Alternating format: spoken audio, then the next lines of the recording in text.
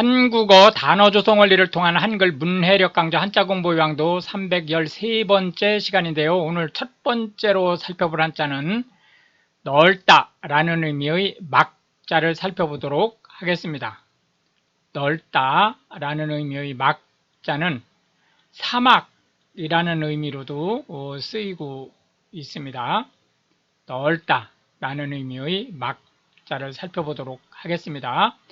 하나, 둘, 셋, 넷, 다섯, 여섯, 일곱, 여덟, 아홉, 열, 열하나, 열둘, 열셋 해서 총 13획에 해당하는 한자가 되겠습니다. 넓다 라는 의미의 막자인데요. 사막이 이제 통상적으로 끝이 보이지 않는 지평선만 보이는 넓은 광활한 지역으로 되어 있기 때문에 사막이라는 의미를 함께 지니고 있습니다. 사막이라고 하는 것은 아주 광활한 지역에 사실상 그 생존이 불가능한 땅, 넓지만 생존이 불가능한 땅을 얘기하죠. 사막하면 가장 대표적인 사막이 모래사막입니다. 그러나 이제 사막은 꼭 모래만 있는 건 아니고요. 뭐 아주 한량한, 그래서 추워서 더 이상 사람이 살 수 없는 그런 생물이 살 수 없는 그런 지역이라든지, 또는 바닷가 지역에서 그 파도라든지 이런 거에 의한 침식작용에 의해서 이제 생겨진 사막이라든지 이런 여러 가지 사막이 있죠. 막연하다라고 하는 것은 생각할 것이 너무 많아서 감을 잡을 수가 없다, 모호하다, 그런 뜻을 가지고 있고요. 삭막하다라고 하는 것은 광활한 곳에 아무것도 없다 보니까 너무나 쓸쓸하다, 그런 뜻을 가지고 있습니다. 광막하다 하는 것은 넓고 아무것도 없는 그런 형태의 평지를 뜻하고요. 사막기후라고 하는 것은 사막이 형성될 수 있는 그러한 기후대를 얘기하는데요. 통상 이제 열대 지역이나 한대 지역이 사막기후에서 주로 거론이 되고 있고요. 특히 그 열대 지역이 이제 사막기후를 얘기할 때 가장 많이 거론된다고 보시면 되겠습니다. 세계 3대 사막 하면 사하라, 고비, 룹, 알할리를 들 수 있는데요. 사하라 사막은 아프리카 북단에 있죠. 사하라 사막 북쪽은 상대적으로 좀 백인종 계열이고요. 물론 조금 피부가 거무틱틱한 건 맞지만 이제 좀 더 좀 밝죠, 색깔이. 그런데 반해서 이제 사하라 사막 하단 부분은 아주 검은 색깔을 띠고 있죠. 고비 사막 하면 이제 몽골, 중국 그 북방의 몽골을 얘기하고요. 룹 알할리 사막 하면 아라비아 반도를 구성하는 사막이 되겠습니다. 역시 이제 세계 3대 사막엔 들어가지 않지만 이에 못지않은 사막이 미국에 있는 모하비 사막이죠. 미국으로 따지자면 이제 서남부 정도로 보시면 되겠습니다. 해서 이제 막자에 대한 상대 개념으로는 합 또는 협자, 좁다라는 의미의 합자를 살펴보았습니다. 두 번째로 살펴볼 한자는 두드리다 라는 의미의 이 박자가 되겠습니다. 두드리다 라는 의미의 박자는 무언가를 치는데 그냥 단순히 깽판치듯 치다 이런 의미라기보다는 일정한 규칙을 가지고 치는 이런 의미를 함께 포함을 하고 있습니다. 물론 공격하다라는 의미의 치다라는 뜻을 함께 가지고 있기 때문에 꼭 제가 조금 전에 설명했었던 그런 뜻만 가지고 있는 것은 아닙니다. 그러나 이제 뭐 예를 들어서 격자라든지 침자라든지 이런 거에 비해서는 보다 이제 일정한 리듬을 가지고 치는 것을 포함한다고 보시면 되겠습니다. 하나, 둘, 셋, 넷, 다섯, 여섯, 일곱, 여덟, 아홉, 열, 열하나, 열둘, 열셋 해서 총 13획에 해당하는 한자가 되겠습니다. 박동하면 무엇인가 규칙적으로 움직이는 것을 얘기하는데요.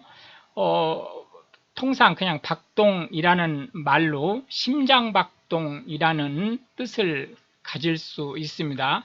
그러니까 요 박동이라고만 해도 요 심장박동이라는 말로 쓸 수 있다. 심장박동이라고 하는 것은 사람의 심장이 일정한 시간 간격을 두고 울리는 그런 것을 얘기하는 거죠. 맥박이라고 하는 것은 이 맥이 한의학에서 혈의 흐름을 뜻하는 거죠. 그러니까 심장이 뛰는 간격을 맥박이라고 얘기를 하는 거고요. 심박수라고 하는 것은 분당 맥박이 몇 번 뛰느냐를 뜻하는 숫자입니다. 박살내다라고 하는 것은 쳐 죽이다라는 뜻이고요. 바퀴라고 하면 태권도를 바퀴라고 합니다. 생소한 말이죠. 심박출량이라고 하는 것은 좌심실에서 전신으로 뿜어져 나가는 피의 양을 리터로 표시한 거고요. 박동조율기라고 하는 것은 심장이 이제 뛰는 거에 약간의 문제가 있을 때 그거를 강제적으로 특히 이제 전기적 충격이라든지 이런 거를 통해서 강제적으로 심장을 뛰게 하는 그러한 장치를 얘기합니다. 용호상박이라고 하는 것은 우열을 가릴 수 없는 고수들의 대결을 얘기합니다. 해서 박자라고 하는 것은 치다라는 의미를 가지고 있기 때문에 지키다라는 의미의 수자를 상대에 한자로 살펴봤습니다. 마지막 세 번째로 살펴볼 한자는 뱀이라는 의미의 사자가 되겠는데요. 우리가 이제 이런 사자를 한번 살펴보았죠. 이거는 실제 우리가 통상적으로 얘기하는 뱀이라는 의미를 갖는 게 아니고 이제 지지, 12개의 지지에 해당하는 거로 우리가 뱀띠 할 때 이 사자를 씁니다. 이제 그렇게 보시면 되고, 오늘 우리가 살펴볼 이 같은 사자죠. 뱀 사자는 글자 그대로 우리가 얘기하는 그 동물 뱀을 얘기하는 겁니다. 뱀이라고 하는 의미의 사자는 하나, 둘, 셋, 넷, 다섯, 여섯, 일곱, 여덟, 아홉, 열, 열하나 해서 총 11획에 해당하는 한자가 되겠습니다. 독성을 띠고 있는 뱀들이 많기 때문에 뱀 하면 좀 위협감을 느끼는 그런 부분들이 좀 있죠.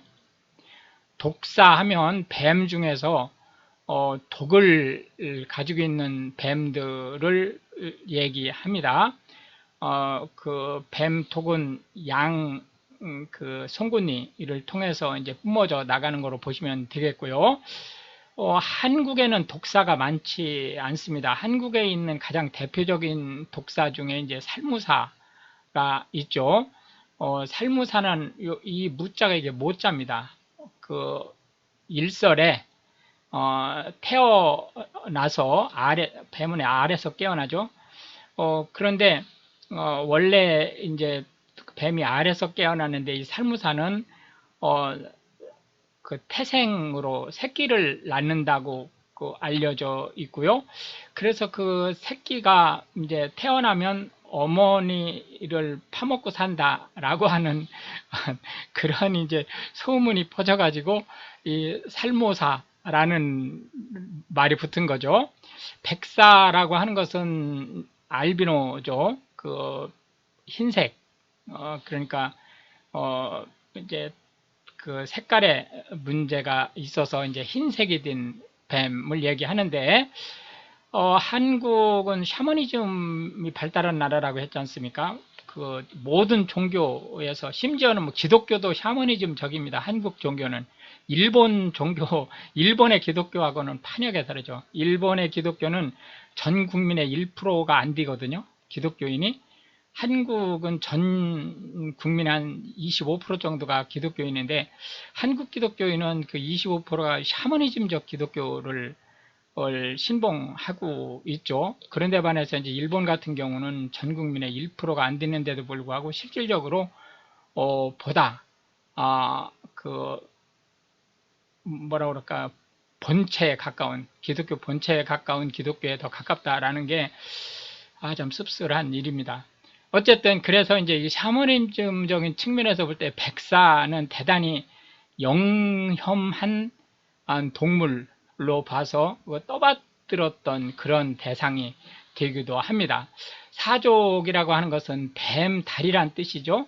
뱀의 다리가 필요 없죠.